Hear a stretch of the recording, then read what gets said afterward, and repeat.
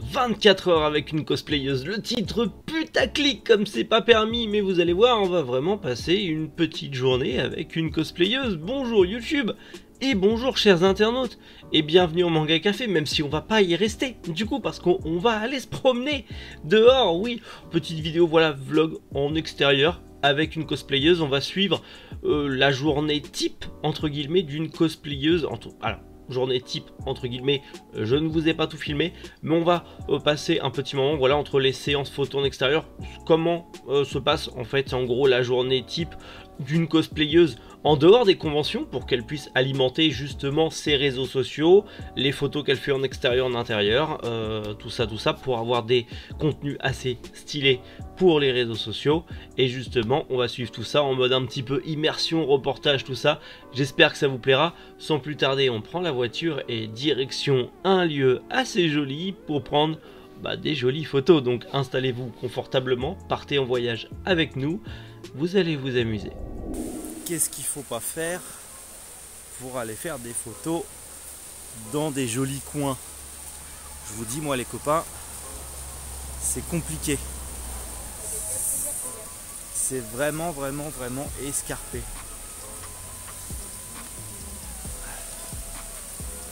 C'est très casse-gueule. On a notre star qui arrive et son photographe. Très compliqué.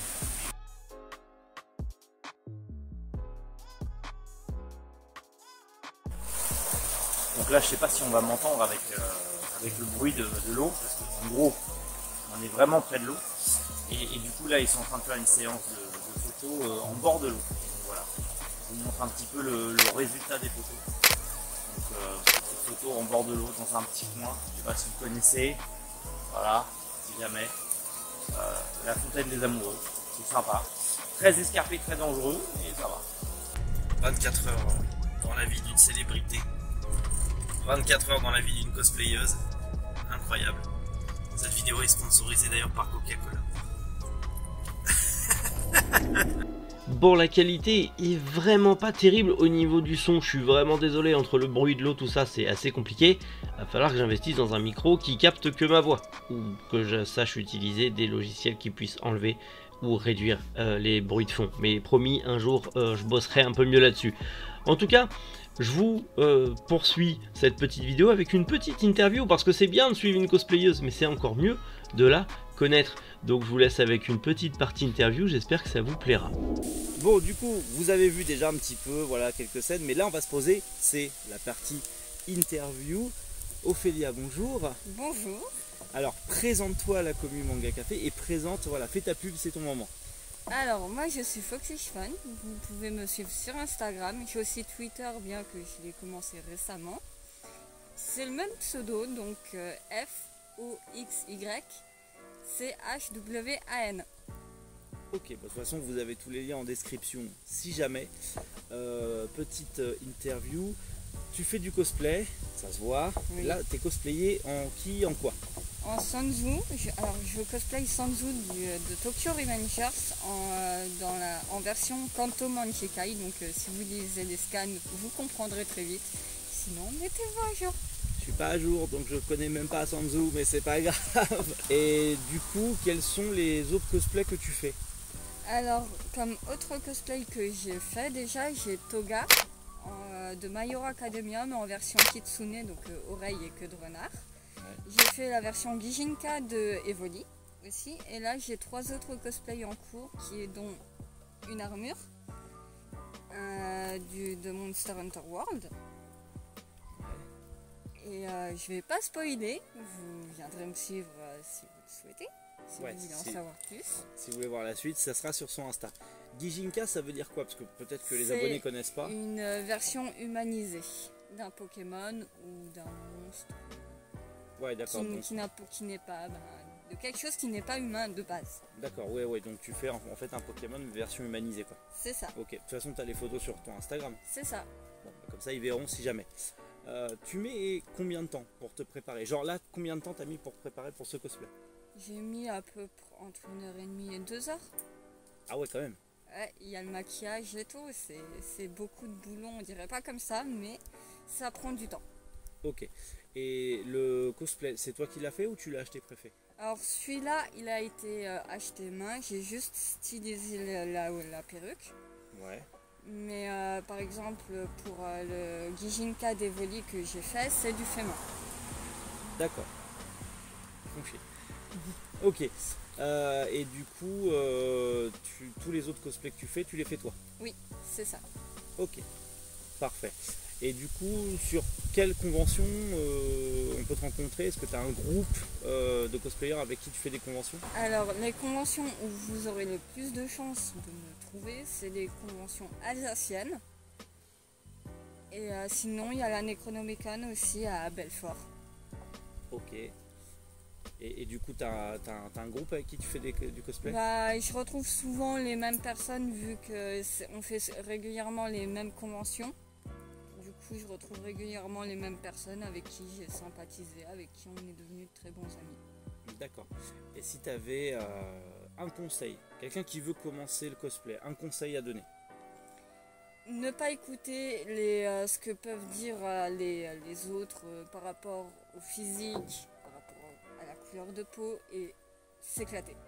S'éclater dans l'essentiel dans le cosplay, c'est de s'amuser et prendre du fun. Ouais, parce que c'est vrai que par rapport à la couleur de peau, il y avait eu une cosplayeuse, je crois qu'elle est française, en Angleterre, ouais, Liv Van Hart, qui avait eu des problèmes parce qu'elle avait fait un perso de League of Legends qui est, ouais, voilà, qui est racisé, on va dire. Et du coup, elle a été emmerdée. Elle a été accusée de blackface. Et du coup, bah, c'est complètement con parce que je connais pas beaucoup en cosplay, mais c'est un personnage fictif, donc dans tous les cas, c'est pas grave. À mes yeux, non, ce n'est pas grave, mais pour certaines personnes, c'est grave de se changer la couleur de peau. Ils le prennent mal. Ouais, parce que même sur TikTok, j'ai vu parfois passer où des femmes mettaient des torses d'hommes pour faire des personnages masculins. Donc en vrai, c'est pareil. Là, ça revient plus à, comme dit, c'est de la modification physique. C'est celles qui veulent faire du crossplay. Donc en gros, faire un cosplay d'un personnage masculin. Et certains personnages masculins ont le torse dénudé, donc bon, elles peuvent pas montrer leur sein, quoi, leur poitrine. Et du coup, il y a le faux torse, quoi. Mais ça représente un sacré coût financier. D'accord.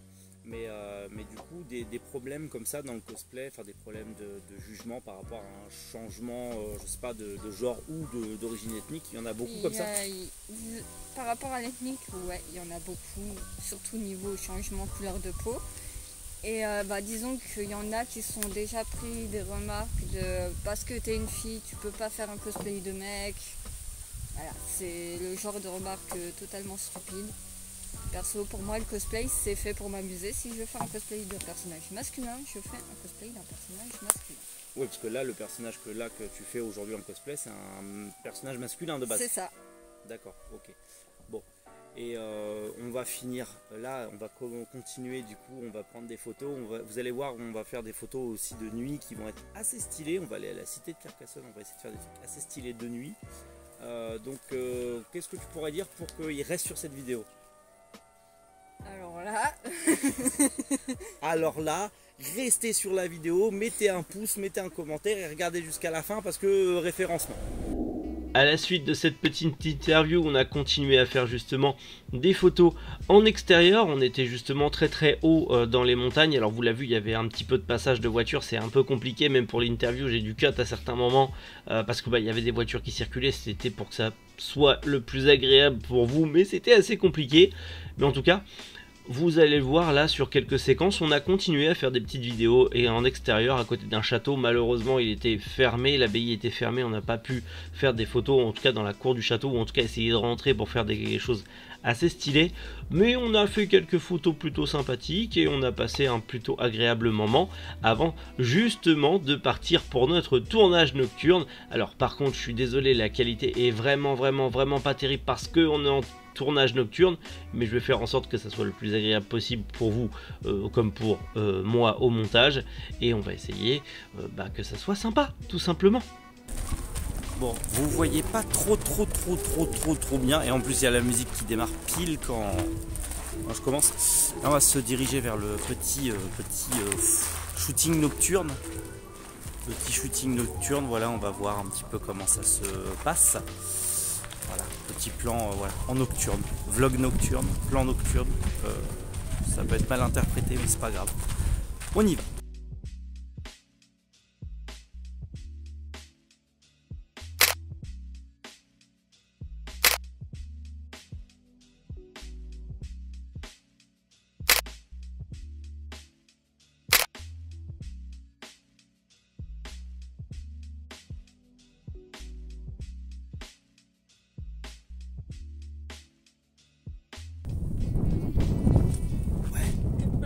Ouais, la pauvre. Incroyable. Quelle cosplayeuse de talent. Un petit mot pour la caméra. Défonce-nous cette porte là. Défonce-la, tire, allez, comme si. Il y a tout qui s'arrache. Mais bon, là, faudrait que tu viennes la prendre par là. Ouais. En photo, je veux dire. Oui, en photo, on a dit. Oui.